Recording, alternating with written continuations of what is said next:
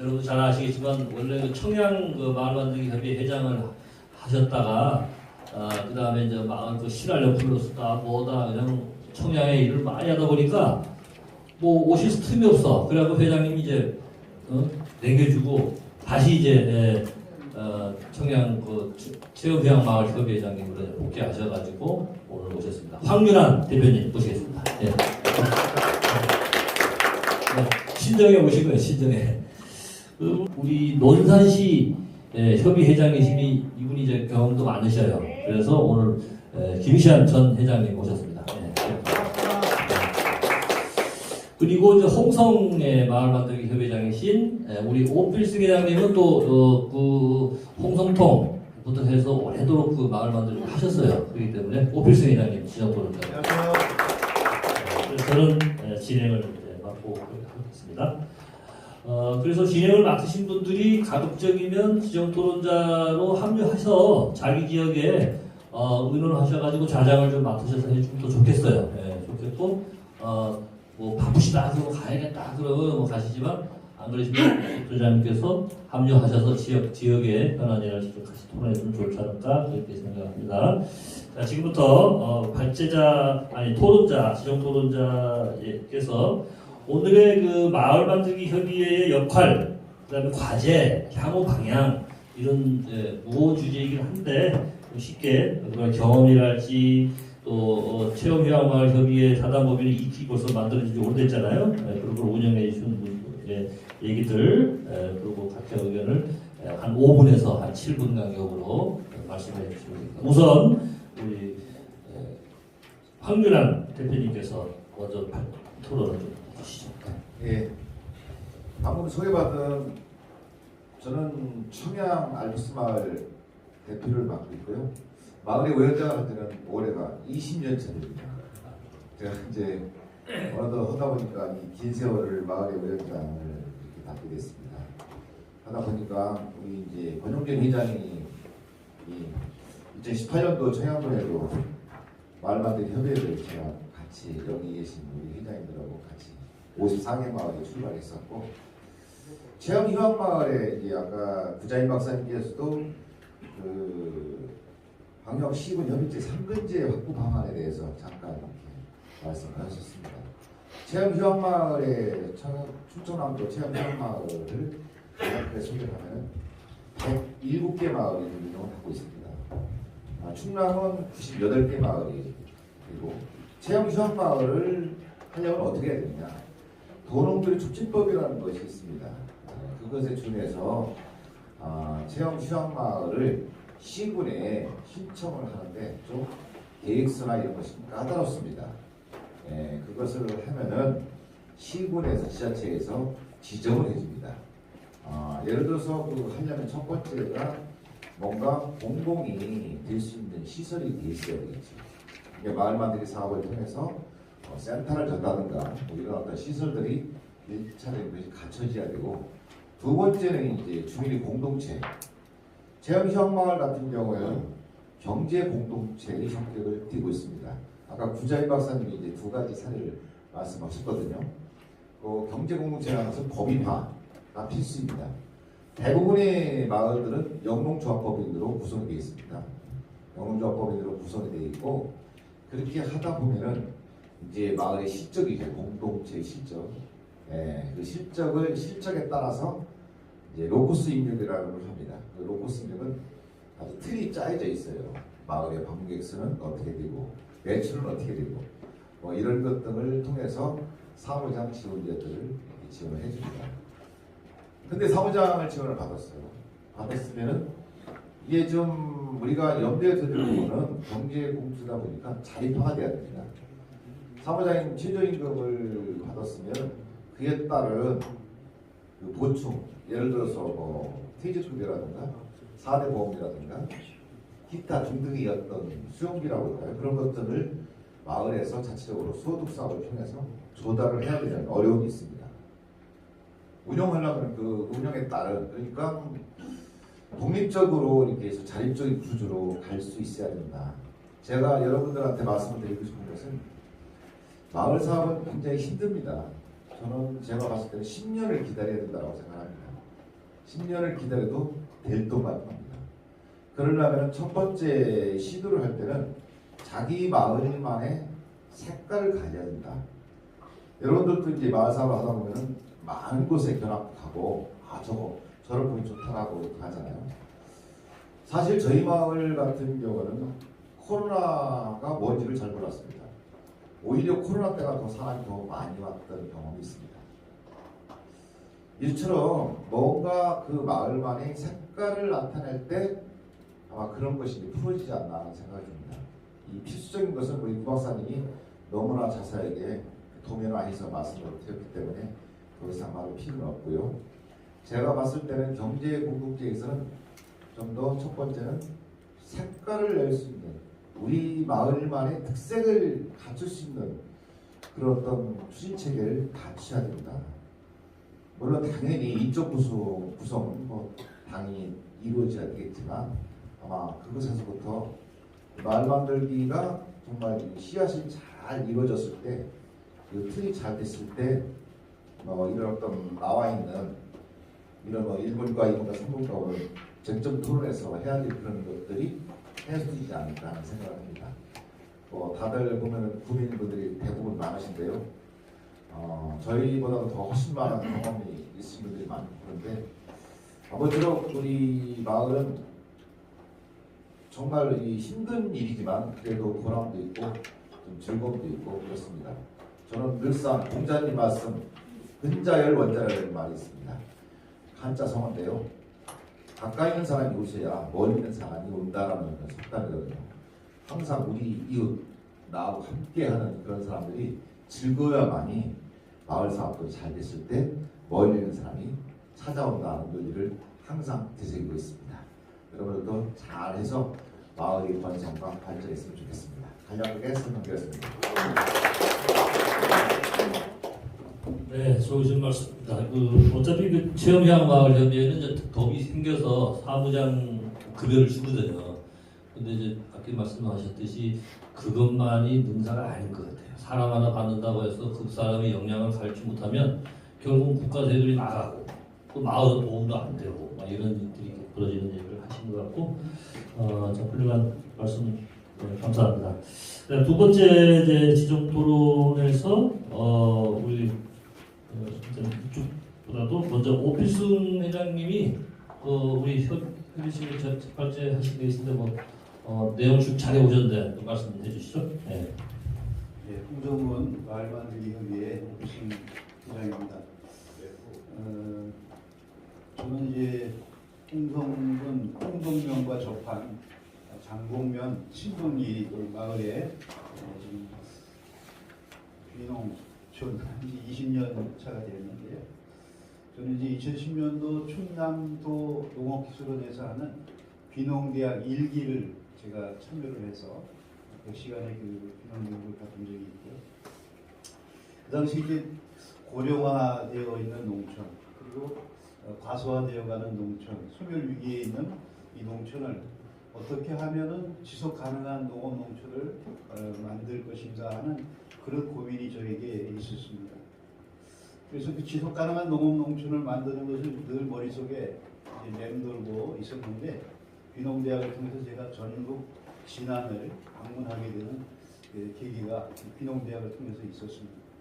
그때 이제 우리 구자인 박사님도 알게 됐고 또 그곳에서 저는 이 지속 가능한 농업 농촌을 만들 수 있는 방법을 거기서 이제 제가 발견하고 찾았다고 저는 생각을 하는데 그것은 다른 것이 아니라 이제 도시민 유치를 해서 농촌을 지속 가능한 농업 농촌을 만드는 것 첫 번째는 두 번째는 이제 살기 좋은 마을을 만들고 소득이 있는 그런 마을을 만드는 것 그것이 이제 일감면 와룡 마을을 제가 이제 견학을 하면서 이야기를 들으면서 느꼈고 또 그렇게 해서 이제 저도 제가 살고 있는 홍성군에서 이런 그 지속 가능한 농업 농촌을 만드는 일을 해야 되겠다 그런 생각을 제가 과거에 가졌었습니다.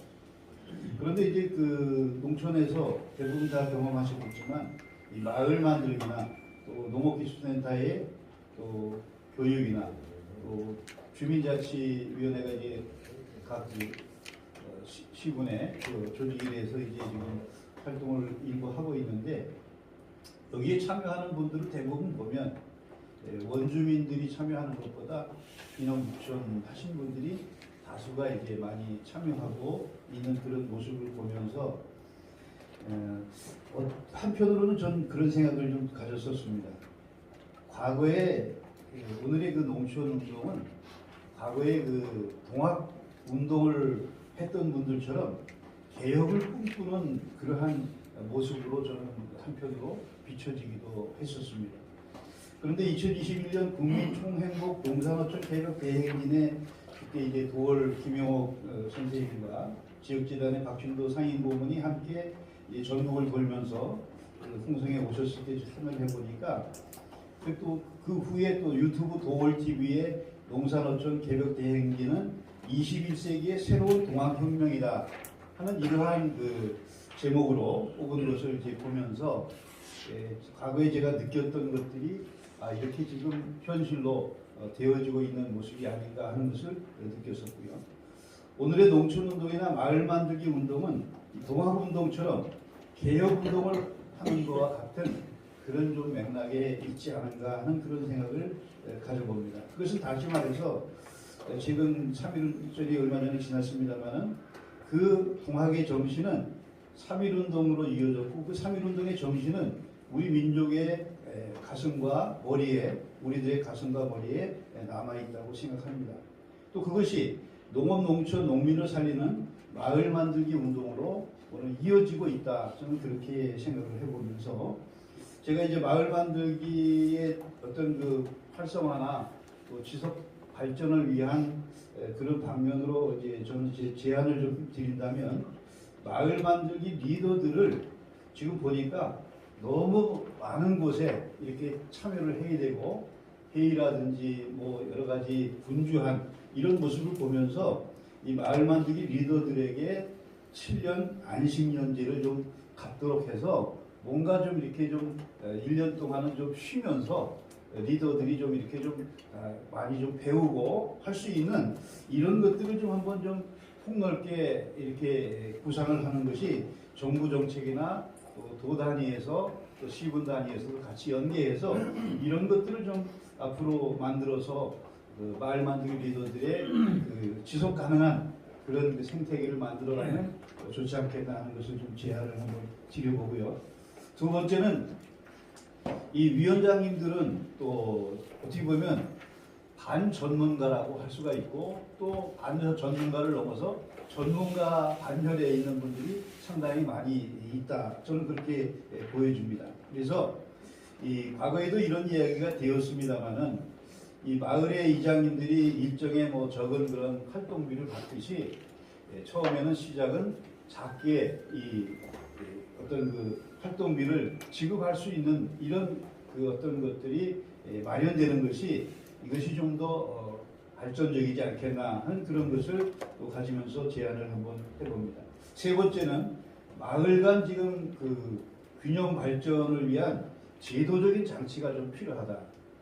이런 부분은 이제 지금 현재 그 우리 마을 만들기 협의회마다 참여하고 있는 그 마을들을 보면 우선 그 마을 만들기 협의회에 참여한 마을들이 이제 현장 포럼을 한 마을, 또 선행 사업을 한 마을, 또 뭐 창조적인 그런 마을 사업을 한 마을, 이런 마을들 위주로 이렇게 주로 이제 참여를 하고 있는 상황인데 이러한 작은 단위의 사업과 또 중대형 큰 사업들, 권역 사업이라든지 또 소재지 그런 그 발전 그 사업이라든지 이런 것들을 거치지 않은 마을들은 오히려 더 많죠. 지금 홍성군만 해도 350개 마을 중에 이 작은 거라도 뭔가 마을 사업을 한 마을들은 한 3분의 1 정도 수준밖에 안 됩니다. 그럼 결과적으로 나머지 3분의 1 정도 참여해서 이렇게 지금 하고 있는 또 했던 마을들과 그렇지 않은 마을들의 편차가 굉장히 벌어지고 있는데 이것은 참여하지 않고 있는 마을들의 물론 뭐 리더들이나 그 마을에서 참여를 하지 않았으니까 그 마을의 책임이라고 돌릴 수 있겠지만은 모든 사람들이 행복을 추구해야 할 행복 추구권의 그러한 면에서 보면 이것은 좀 굉장히 불합리한 그런 부분도 없지 않아 있는 것이 아닌가 생각을 해서 이런 그 마을 간 균형 발전 이런 것들을 도모할 수 있는 제도적인 장치가 좀 어떻게 마련되는 것이 좋지 않겠나 하는 것을 제안을 드리고요. 네 번째는 마을 리더를 세우는 종합적인 관리와 역량 강화 시스템을 좀 고민하고 이 정부나 또 광역 단위의 지자체에서는 이것을 좀 마련해야 되지 않나. 또 여러 그 마을 만들기 도 단위의 그 지원센터에서 이런 부분에 대한 것을 좀 더 고민하고 해야 되지 않는가 하는 생각을 좀 가져봅니다. 다섯 번째는 마을 간 마을 리더 간의 리더 역량의 비평준화를 좀 해소할 수 있는 그 방법이 모색이 돼야 되는데 그것은 결국은 역량 강화를 하는 것밖에는 없다고 생각합니다. 이런 부분에서 이제 그 충남도라든지 또 우리 마을 만들기 협의회의 임원들이 좀 더 이 부분에 대한 것을 같이 고민하고 지원센터와 함께 이런 것들을 좀 앞으로 해소해 나갈 수 있는 그런 것을 좀 찾아야 되겠다 생각을 하면서 구자희 소장님의 그 마을 만들기 협의회 발전 방향의 제안을 제가 보면서 잠깐 좀 말씀을 드리고자 하면 이 살기 좋은 마을 만들기를 이루기 위해서 생활 공동체 사업이나 경제 공동체 사업을 이제 말씀해 주셨는데 저는 이 세 번째로 생활 공동체 사업과 이 경제 공동체 사업을 이제 융합해서 할 수 있는 저희 마을에서 이것을 앞으로 좀 꿈꾸는 것인데 이것은 농촌의 마을들이 앞으로 이렇게 좀 방향을 잡고 나가야 되지 않겠는가 저 나름대로는 그런 생각을 가지면서 저희 마을이 그 시범적으로 이것을 좀 한번 해봐야 되겠다 하는 생각을 갖고 있습니다. 이것은 다른 게 아니라 전인 건강 행복 마을 사업을 저희 마을은 이제 하고자 하는데 전인 건강관을 우리 마을에 좀 만들어서 전천후로 우리 마을에 이제 다양한 그 동아리들 활동을 할 수 있는 것을 만들어서 진행을 하면서 그 공간에 또한 대여를 다양한 그 뭐 연수 프로그램이라든지 지역에 있는 여러 단체들의 그 활동 공간으로 이것을 활용하면서 마을 주민들이 거기서 수익을 얻은 것을 마을 주민들의 식사를 매일 점심을 제공할 수 있는 이런 것들을 좀 진행해 나갈 수 있으면 좋겠지 않겠나 그런 생각을 가져보면서 이 2022년도인가 그 건강도시법이라고 하는 것이 국회 본회의를 통과를 했습니다. 이것이 오래전부터 연구되고 또 진행되었던 것인데 이것이 이제 진행되었기 때문에 건강도시 관련한 이런 그 부분에 대한 것을 우리 마을 만들기나 또 광역에서도 이런 부분에 대한 것을 연계해서 할 수 있는 사업들을 우리가 구상하고 또 진행해 나가면 좋겠다 그런 생각을 가져봅니다. 시군 공동체화 사업을 할 수 있는 것이 뭐가 좋을까? 지금 이제 그 각 시군마다 또 읍면마다 지금 이 농촌은 이 돌봄 부분이 우리 중요한 과제로 떠올려지고 있습니다.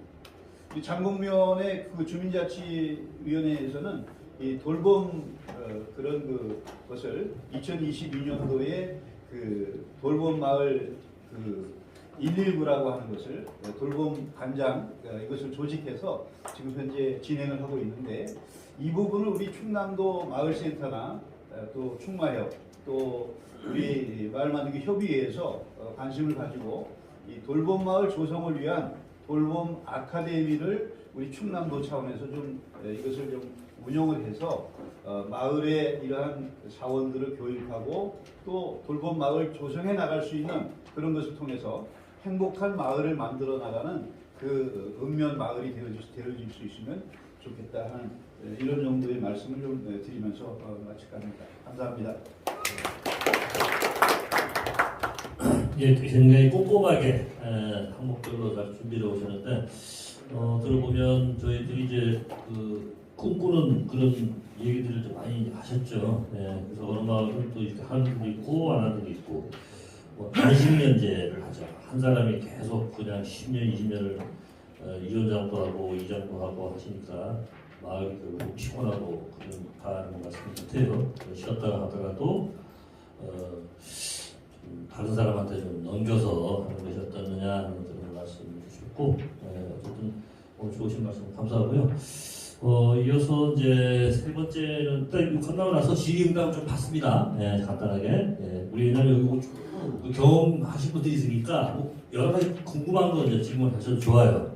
왜냐면 저기 뭐 황변환 대표님이나 우리 김지한 대표님이나 경험이 많으시기 때문에 여러분들이 좀 정보를 가져가시면 좋잖아요. 이번에는 논산 우리 전 회장님, 김지한 회장님께서 주제 우리 맞는 얘기를 좀 해주실까요? 반갑습니다. 저는 두 가지 말씀드릴까 해요. 한 가지는 한 3년 동안 우리 마을에서 일어났던 일들을 지금까지 우리 마을을 이렇게 했다라는 거하고 논산의 마을 만들기에 지금까지 해왔던 것들을 분석 같이 해보는 그런 시간을 갖고자 합니다. 저희 방향성은 처음부터 우리 마을 만들기라는 걸 이미 2011년부터 준비를 해왔었습니다. 지금 아까 황준환 위원장님께서 말씀하신 것 같이 저희는 사업이라는 본격적인 사업을 아직도 안 해봤어요. 10년이 넘었는데도 그 말씀이 맞는 것 같아요. 함부로 사업을 하면 안 돼요, 마을은. 그래서 저희는 저희가 마을 색깔을 찾는데 찾은 것이 뭐였냐면 마을에 한 산업화 되기 전 농경사회 때 콩밭열무가 마을에 유명했다라는 그것을 자원을 가지고 첫해 600만 원인가 마을 주민들하고 걷어갖고 그냥 축제를 해보자고 한 것이 지금까지 해왔어요. 뭐 어디 가서 지원받고 해보지도 않고 근데 그 첫해 콩밭열무를 찾은 것은 많은 교육을 통해서 그 자원을 찾게 됐어요. 전국을 돌아다니면서. 근데 저는 자론마을은 별로 안 가봤어요. 우리 황준환 위원장님 같은 데는 안 가봤어요. 망원마을을 가봤어요. 망원마을 같은 진짜 배울 게 많더라고요. 배울 게. 왜 망했을까? 돈 버는 것은 뭐 당연히 버르니까 같이 버는데 망한 것을 사람들이 그걸 분석을 해야 되는데 분석을 안 해요. 그래서 마을이 저는 철저하게 그걸 분석했어요. 왜 망했나? 간단하더라고. 어린아이 때 큰 돈을 맡겼던 거예요. 막 10억 아니면 100억. 유치원도 안 다니는 아이한테 100억 주면 돈 쓸 수 있겠어요? 너무나 당연하잖아요. 그 주민들도 모르는 사이에 몇 분이 사업 계획서 내가지고 거기서 분석을 했어요. 야, 그렇구나. 이게 사업은 아무나 하나 아니다. 우리가 어느 정도 계속 터득을 해갖고 우리가 어느 정도 대학생이 된 다음에 그때 사업을 하자고 지금까지는 계속 열무축제를 키워왔어요. 10원 하나 지원 받지 않으면서 작년까지 해서 이렇게 계속 해오면서 그것을 마을 색깔을 잡기 시작했어요. 마을의 주민이 가야 될 방향. 그래서 아까 우리 저쪽 오피스 회장님께서 말씀하신 같이 지속 가능한 마을 되려면 무엇을 해야 될까? 계속 이 두 분이 말씀하신 게 다 나와 있어요. 나와 있는데 저는 우리 마을에 대한 것들을 지금 말씀을 드리는 거거든요. 지속 가능하려면 무엇을 할까? 주민이 행복해야 되는데 무엇을 할 것인가? 그래서 마을 축제를 하면서 교육 공동체라는 그 부분을 끌어들였어요. 마을 안에. 아마 충남에서 저희가 처음 마을 안에 교육 공동체를 끌어들였던 마을이에요. 누구도 생각도 못했던 거예요. 마을 안에 교육 공동체를 끌어들여서 교육 공동체라는 게 과거에는 아이들만, 학생들만 교육 공동체를 인식이 됐거든요. 저희는 아니었어요. 주민들한테. 주민 누구? 노인의, 부녀의, 청년의 계속 교육을 주입시켰어요. 교육. 네.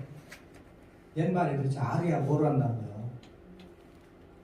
계속 교육을 시키고 계속 시간만 나면 강사를 추천하고 우리가 견학을 가든 교육을 통해서 그걸 만들어갔어요. 근데 조금씩 눈을 뜨기 시작해요. 거기다 디지털이라는 것도 전공했습니다. 그래서 저희 마을은 코로나 전에 이미 코로나를 준비했던 마을이에요. 주말 동안 하기 시작했어요. 코로나가 올 줄은 몰랐어요. 사실은. 왜? 앞으로 시대가 그런 시대가 올 거라는 디지털 시대가 올 거라는 걸 준비했던 거예요. 그래서 우리 마을이 생각했던 것이 마을 공동체, 마을에 찾은 축제를 가지고 거기에 마을 공동체를 접목하고 또 우리가 디지털을 거기에다 연결을 해서 마을 밴드를 만들고 마을 춤을 만들고 유튜브를 만들고 마을에서 그 마을에 대한 뭐를 만드냐? 동아리.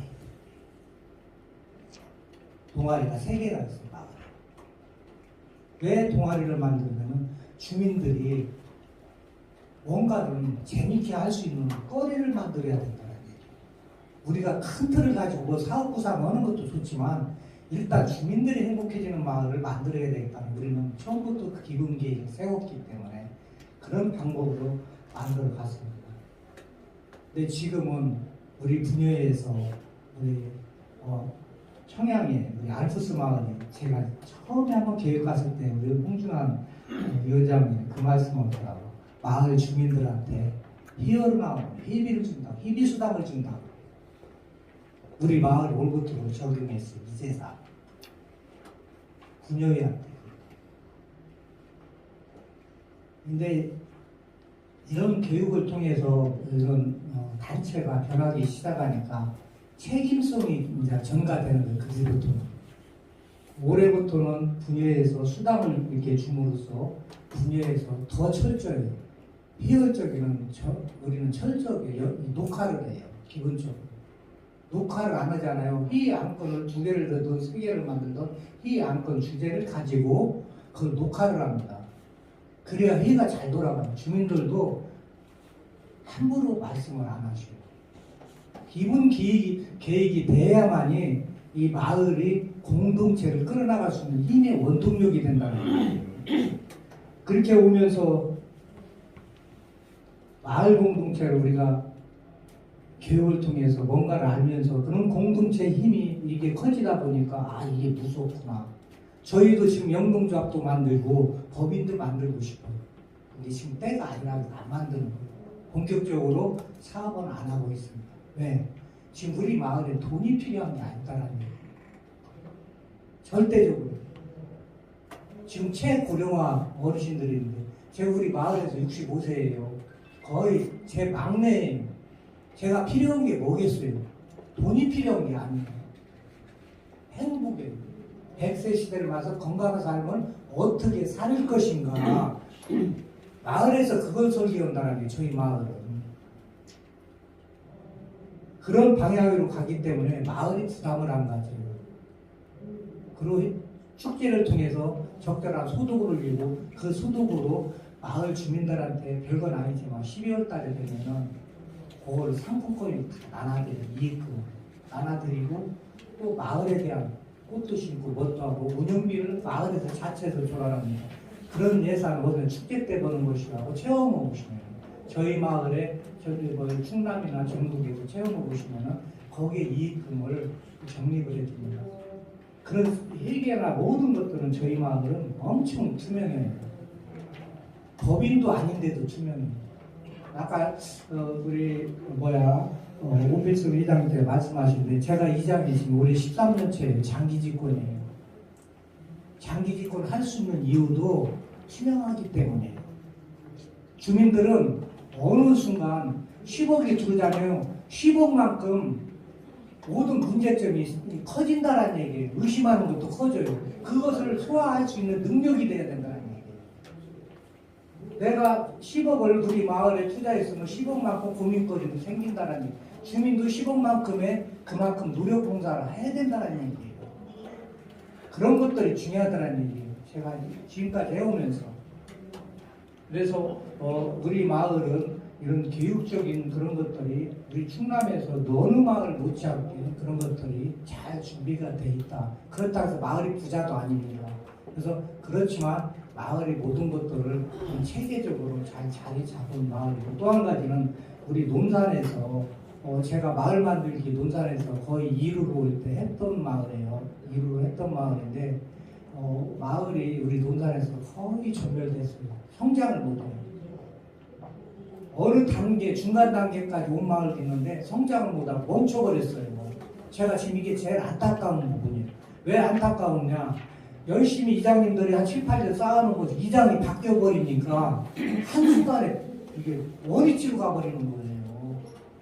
그래서 고민을 해봤어요. 왜 이장이 바뀌어서 새로운 이장이 됐을 때 그것을 못 이어갈까? 근데 첫 번째가 소통 부족했어요. 두 번째가 이해관계.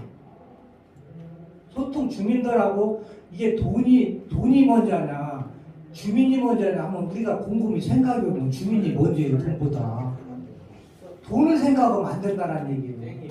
이장님은 그 전 이장님은 그 사업을 끌어오기 위해서 열심히 뛰어온 죄밖에 없는데 이장이 바꿔버린 거예요. 바뀌어버렸어요. 왜 바뀌었냐? 주민들하고 소통이 부족하기 때문에. 그런 부분들이 앞으로는 우리 현 여기 이장님도 계시지만 추진위원도 계시지만 그런 부분에 대해서는 우리 주민들과 좀 천천히 가더라도 우리 주민과의 소통이 좀 더 중요하다.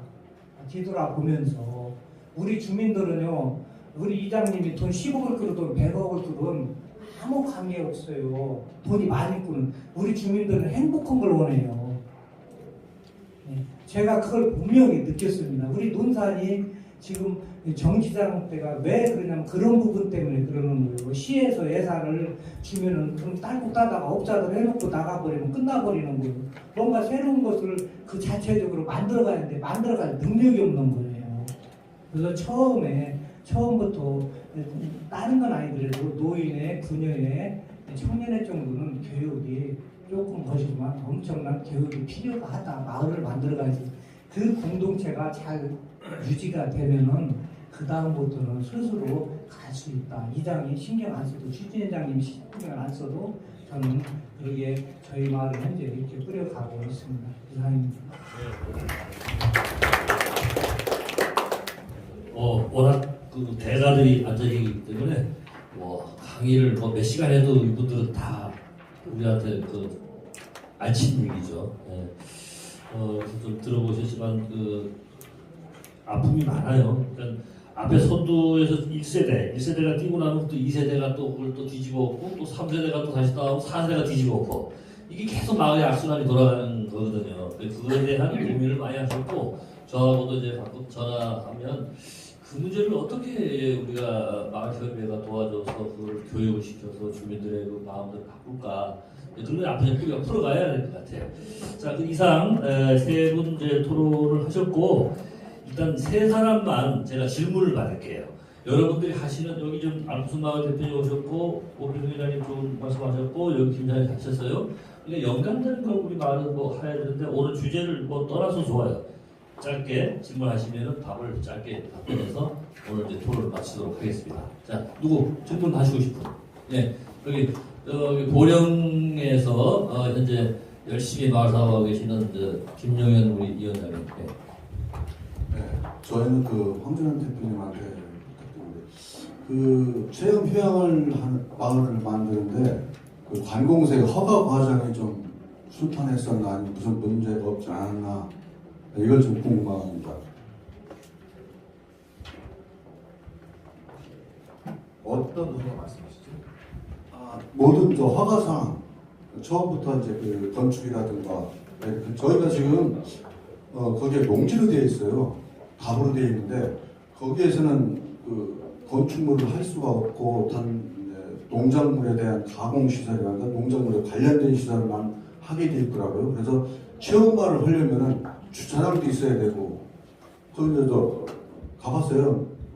알프스 마을에. 근데 논에다가 주차장을 하고 건축물이 있었는데 그런 과정이 좀 어떻게 문제가 없지 않았었나. 뭘 하려고 하는지 제가 체험 휴양 취지 딱 알았어요. 네. 네. 앉으세요. 네. 저도 처음에 몰랐습니다. 그냥 맨몸 하나로 시작을 했는데 하다 보니까 뭐가 걸리고 다 불법이고 여러 가지 애환이 상당히 많이 샀습니다. 우리 농촌에는요 이 관련된 돈이 많더라고요. 지금 현재 논밭하면 농지법에 관련됩니다. 그죠? 농지법에 보면은 어떤 행사를 하게 되면 일시전용이라는 게 있습니다. 일시전용. 일시전용. 임시전용. 일시. 예. 전용을 해준다 이게. 네, 뭐 이런 것도 있고 여러 가지 어떤 파헤쳐보면은 이게 나와 있고 뭐 하천 같은 데 보면은 뭐 소하천법, 하천법이 있습니다. 그죠? 도로가 있으면 도로법이 있습니다. 산에 있으면 산지법이 있고 이 농촌이라는 걸 건축을 줬어. 거기다 식당을 해요. 식품위생법, 숙박을 해. 숙박을 관련된 법. 법이 테두리 다 살고 있는 거예요. 근데 이것을 하려면 우리가 이제 마을의 위원장님들이 오셨는데 마을의 공공의 사업을 뭔가 지원을 받았어요. 어떤 사업이든. 그러면은 뭔가 폭이 넓은 데다 지어야 되겠습니까? 폭이 좋은 데야 되겠습니까? 폭이 넓은 데다 지어야 됩니다. 왜? 과거에 마을 사업을 사례를 보면은요, 건물을 잘 지어놨어요. 마을은 분명히 저기다 식당업을 하고 싶어. 식당에 허가가 나나? 안 나는 지역. 그거를 뭐냐, 용도 지역상 안 나는 지역에 적기 때문에 그렇습니다. 우리가 보면 소위 말해서 관리 지역이다, 개입 관리 지역이다, 뭐 이런 얘기 들어보셨죠? 예, 그것을 잘 파악을 해서 위치를 잘 선정을 해서 건물을 지어야 되고 운영할 때는 제가 아까 색깔을 나타내게 만들어라 이제. 뭐 보령 내가 우리 마을이다 그러면은 보령의 우리 마을만 가지고 있는 특색을 나타낼 수 있는 사업이 꼭지를 만들어야 됩니다. 숙박이면 숙박, 숙박이면 숙박, 음식이면 음식. 뭔가 농촌 관광 쪽으로 뭔가 특색을 나타내야 돼요. 저는 어디를 가든 간에 마을의 구조를 딱 봅니다. 당신의 마을은 수입 구조가 1번 보조 사업이 가장 많으냐, 2번 숙박이 많으냐, 3번 음식이 많으냐 물어봅니다. 대부분의 마을들이 보조금이 많아요. 이상하죠. 그럼 자립할 수 있는 못 옵니다. 그렇기 때문에 여러 가지 이 제한된 시간에 제가 다 말씀을 드리고 용도구역상을 잘 보고 그런 어떤 사업에 자기네 마을에 가지고 있는 그런 방향성을 잘 잡으시라는 말씀까지 드리겠습니다. 그런지 모르겠습니다. 더 자세한 게 있으시면 계획을 찾아가야 돼요. 자, 누구 또? 하면서 저쪽에 우리 우리 부회장이 조금만 태우시고, 서울서 오셔가지고, 저기 제가 이제 처음에 와서 너무나 신기록동에서 좀 말이 많은데요. 간단한 여쭤보겠습니다. 제가 서울에서 온 지가 5년이 됐어요. 저는 그 견영면 중장 3리에 살고 있는데 제가 한 40년 서울에서 사업을 했거든요. 이 결론을 하다 보니까 지금 저희들이 이제 아까 그 강화 목재라는 그 회사에 또 뒤에 눈이 들어가면서 제가 3년 동안 근무를 했습니다. 강화 목재는 뭐냐면은 나무를 완전히 그 깊이 빼는 다음에 거기다 초를 입혔어요. 그러니까 친환경이죠. 근데 그걸 가지고서 제가 1년 전에 제 스스로 화분을 만들었습니다. 작년에 그들이 3천만 원을 받았는데 그걸로 저는 그냥 한번 무심코 돌진해 보는데 만들어서 작년에 그 화분을 국화를 열심히 심어서 갚았더니 참 공주시 산림공원과 나와가지고 너무 좋다고 해서 또 금년에 오다를 한 200개를 받았습니다. 물건을 이거 괜찮거나 해서 제 돈으로 현재 그 원목 하나가 18,000원이 가는데 제가 양창 다 사버렸어요. 그러니까 1억 8천짜리를 제가 1억 한 2, 3천에 샀거든요.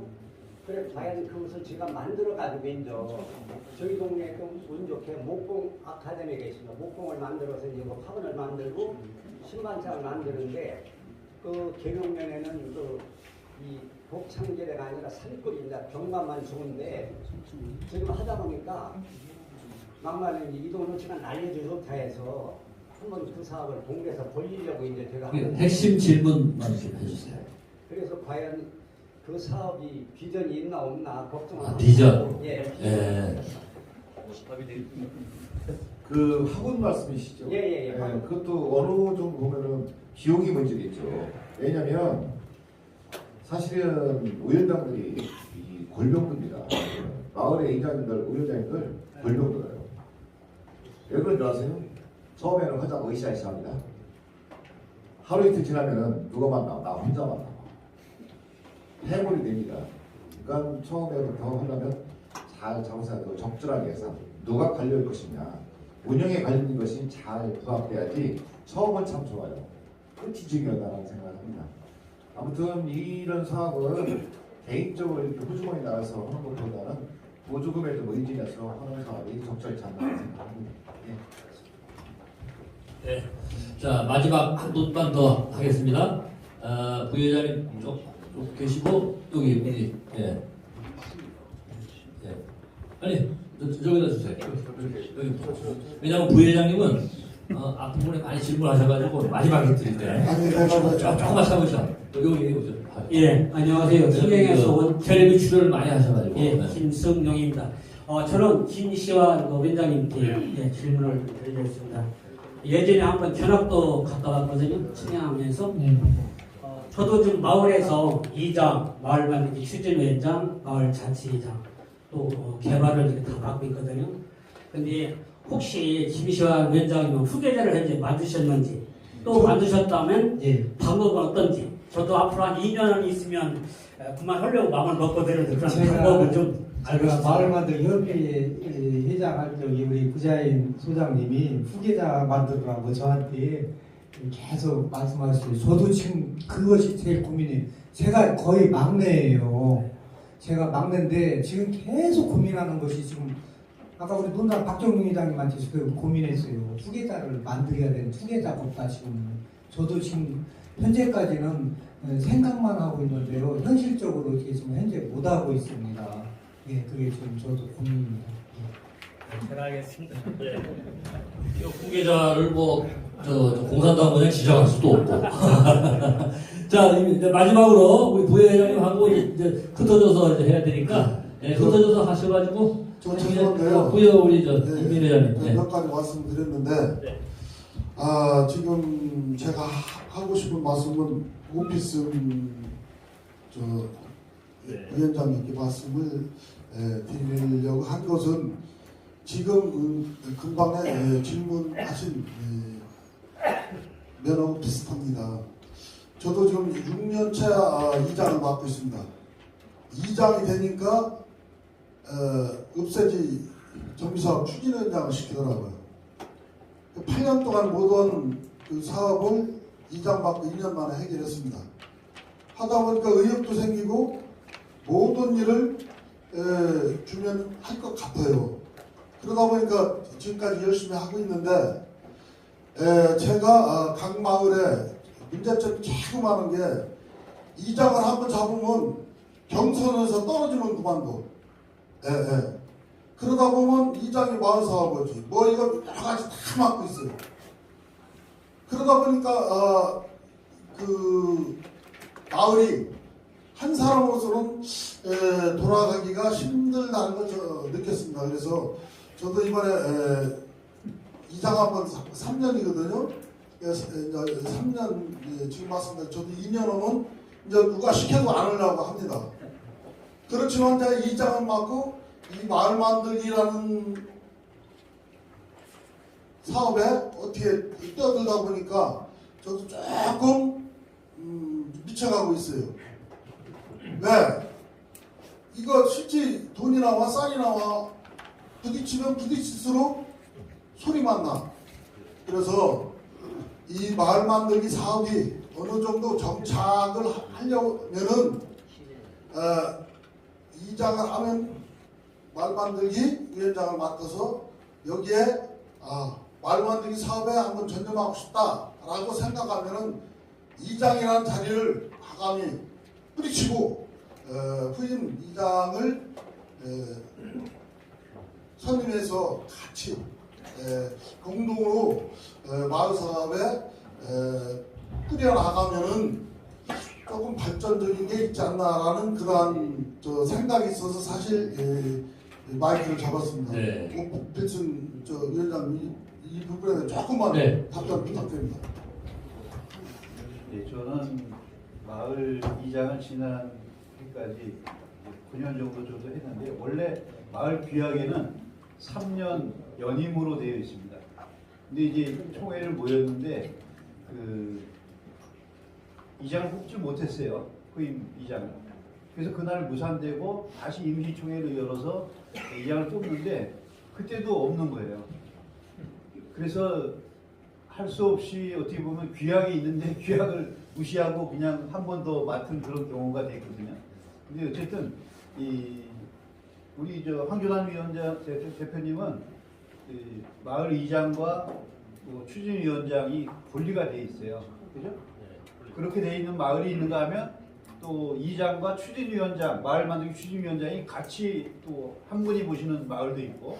근데 이것은 조금 어떻게 보면 마을 만들기 추진위원장과 또 이장이 또 분리해서 맡으면서 협조적인 관계로 이것을 좀 마을 만들기가 되면 오히려 일꾼이 더 이렇게 좀 힘을 같이 낼 수 있는 사람이 있게 되니까 잘 좀 보조를 맞추고 호흡을 맞추면 더 발전적인 그런 부분이니까 그렇게 좀 나가는 것이 좀 바람직하지 않은가 그런 생각을 드리면서 마칩니다.